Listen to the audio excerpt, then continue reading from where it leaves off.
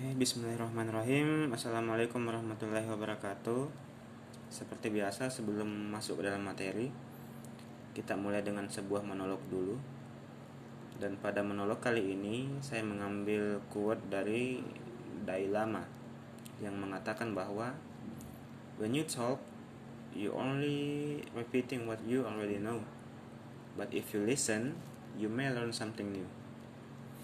Ketika kamu berbicara, kamu sebenarnya hanya mengulangi apa yang sudah kamu tahu. Tapi ketika kamu mendengar, kamu bisa saja mempelajari hal yang baru. Memang dalam belajar itu, kita akan lebih banyak belajar ketika kita mencoba untuk banyak-banyak mendengar. Ketika kita mencoba untuk lebih banyak melihat ketimbang berbicara. Maka dari itu, perbanyaklah untuk mendengar, kemudian perbanyak juga untuk melihat sebelum berbicara. Karena kalau kita bicara, kita hanya mengulangi apa yang sudah kita tahu. Tapi kalau kita mendengar, kita melihat, kita bisa saja mempelajari hal yang baru. Nah, pada materi kali ini kita akan membahas 3 dasar dari filsafat, yaitu ontologi, epistemologi, dan aksiologi. Nah, filsafat adalah sebuah proses memikirkan sesuatu secara mendalam. Nah, untuk memikirkan sesuatu dalam filsafat itu ada 3 tahap. Pertama, tahap ontologi, epistemologi, dan aksiologi. Nah, dalam tahap ontologi, kita memikirkan sesuatu dengan mempertanyakan apa maksud dari konsep itu. Nah, karena ini adalah filsafat pendidikan, maka dalam ontologi kita memikirkan apa sih yang sebenarnya dimaksud dengan pendidikan, kemudian apa definisi dalam pendidikan, kemudian apa pengertian-pengertian dalam pendidikan. Nah, ini sebenarnya sudah kalian pelajari pada pertemuan kedua. Jadi sebenarnya filsafat secara ontologi itu kalian sudah paham. Lalu di tahap kedua itu aksiologi. Nah, dalam aksiologi kita mempertanyakan sebuah konsep dari unsur manfaatnya. Karena ini adalah filsafat pendidikan, maka dalam aksiologi kita mempertanyakan tentang manfaat-manfaat pendidikan, kemudian daya guna pendidikan. Nah, ini juga sudah kalian pelajari pada pertemuan sebelumnya yang membahas tentang manfaat-manfaat pendidikan. Kemudian dari epistemologi. Nah, dalam epistemologi kita membahas konsep dengan mempertanyakan tentang dari mana konsep itu berasal dan juga bagaimana cara atau metode-metode untuk memahami atau mendapatkan konsep itu.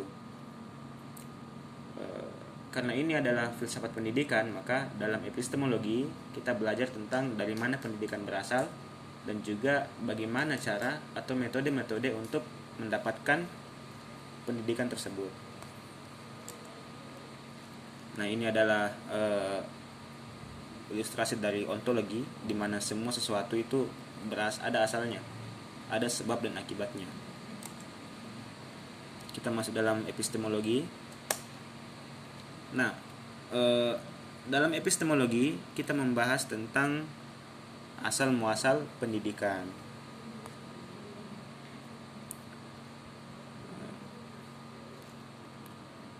Pendidikan berasal dari mana sih? Pertamanya, pendidikan sebenarnya dimulai dari ketika kita sudah bisa berpikir atau ketika kita sudah mulai bisa untuk belajar.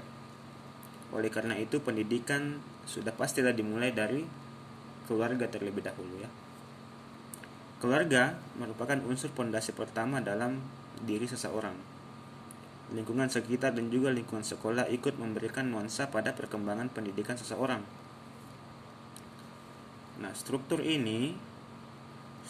keluarga ini dan kondisi lingkungan itu sangat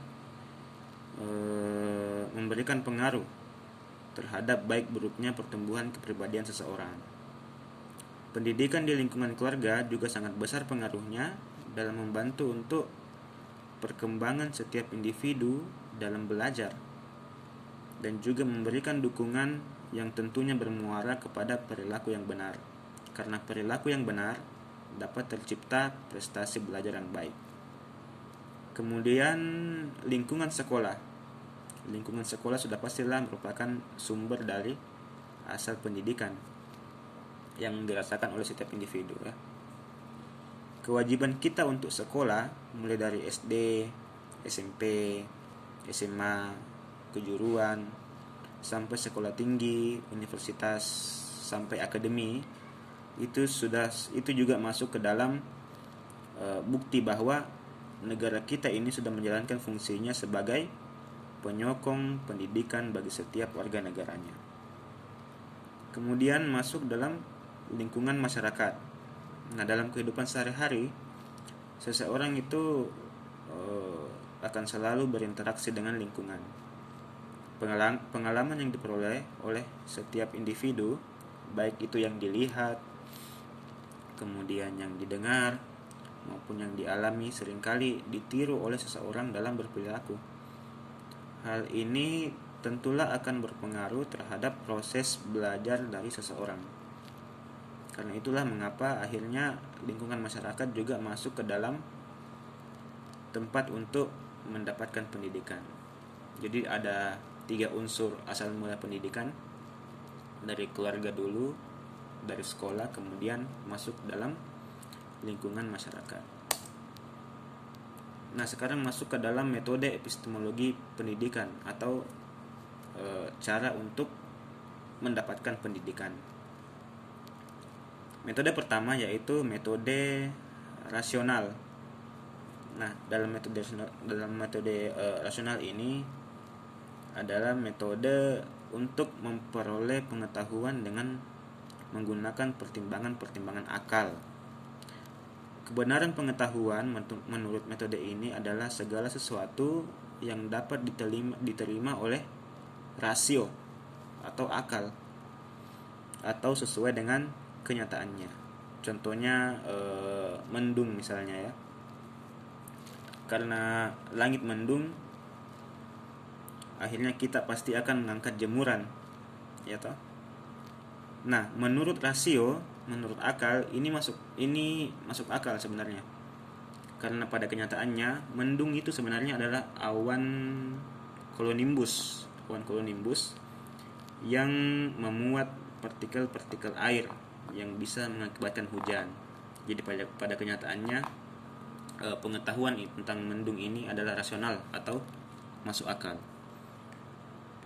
Kemudian pada metode intuitif, ini sebenarnya agak keterbalikan dari metode rasional ya. Metode intuitif itu mengetahui sesuatu dengan menggunakan pola-pola yang berasal atau terbentuk dari kumpulan pengalaman atau kepercayaan atau ingatan-ingatan yang menghasilkan semacam perkiraan, menerka-nerka sesuatu, atau juga bisa masuk dalam firasat ya. Intuitif itu juga masuk dalam firasat. Ada juga yang bilang intuitif itu sebagai insting atau perasaan. Nah, semua itu adalah hal pengetahuan yang masuk ke dalam metode intuitif. Keunggulan dari metode ini adalah dengan menerka-nerka dalam memecahkan masalah berdasarkan pola-pola dari pengalaman yang kita dapatkan, menuntut kita untuk mengasah pemikiran kita secara mendalam hingga cenderung akan menciptakan buah pikiran yang kreatif. Itu intuitif ya. Kemudian ada metode dialogis. Metode dialogis adalah kajian metode epistemologi dalam membangun pendidikan yang dilakukan dalam bentuk percakapan atau tanya jawab antar dua atau lebih.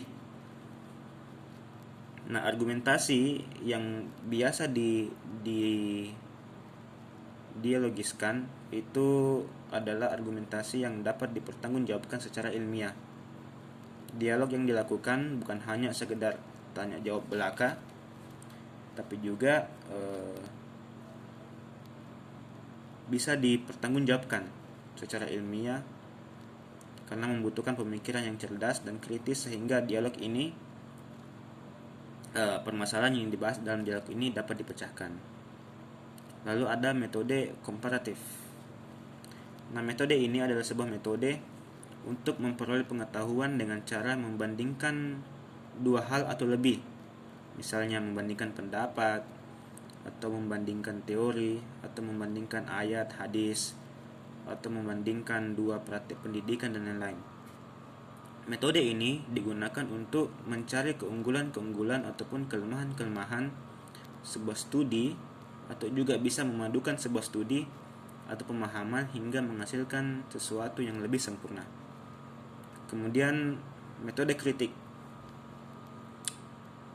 Nah, metode ini adalah metode untuk mendapatkan pengetahuan dengan menggali atau mengkoreksi kelemahan-kelemahan suatu konsep atau praktek pendidikan dengan cara mencermati objek kritik, kemudian merealisasikannya dengan landasan atau pedoman yang digunakan, dan kemudian menemukan kesalahan lalu mencari alternatif pemecahan, menawarkan solusi baru sebagai pemecahan masalah yang didapatkan.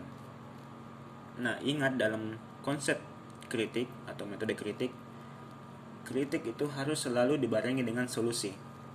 Jadi jangan pernah mengkritik tanpa dibarengi dengan solusi. Kritik dan solusi itu adalah pasangan yang tidak bisa dipisahkan. Jangan sampai kalian mengkritik sesuatu tapi tidak menyediakan solusi untuk mengatasi kritik itu. Jadi kalau kalian mau mengkritik, selalu sertakan dengan solusi. Nah, ini adalah kuis berikutnya.